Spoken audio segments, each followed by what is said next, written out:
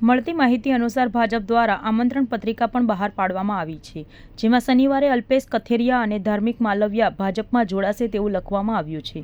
શનિવારે રાત્રે ભાજપ પ્રદેશ અધ્યક્ષ સી આર પાટીલની હાજરીમાં અલ્પેશ કથિરિયા અને ધાર્મિક માલવિયા સુરત ખાતે ભાજપમાં જોડાશે। 200 જેટલા પાસના કાર્યકરો પણ ભાજપમાં જોડાશે।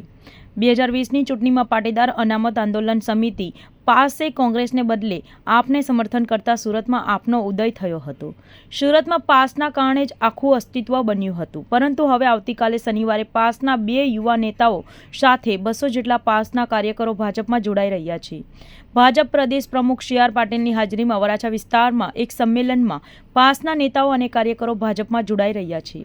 આ પ્રસંગે સુરતના લોકસભા બેઠકના બિનહરીફ ચૂંટાયેલા સાંસદ મુકેશ દલાલ, નિરંજન જાજમેરા, પ્રફુલ્લ પાનસેરિયા, મુકેશ પટેલ અને દક્ષેશ માવાણી પણ હાજર રહેશે। ગુજરાતની વિધાનસભા ચૂંટણી પહેલા પાસના આગેવાન અને કોંગ્રેસના નેતા હાર્દિક પટેલ ભાજપમાં જોડાયા હતા, ત્યારે આ બંને સાથીઓ ભાજપમાં જોડાશે તેવી અટકળો લગાવવામાં આવી રહી છે। જોકે ત્યારે તેમણે આપ છોડવાનો ઇનકાર કર્યો હતો। જોકે હવે હાર્દિક પટેલ ધારાસભ્ય બની ગયા છે, ત્યારે હાર્દિક પટેલે જ આ બંને નેતાઓને ભાજપમાં જોડાવા માટેનું ઓપરેશન પાર પાડ્યું હોવાનું ચર્ચાઈ રહ્યું છે।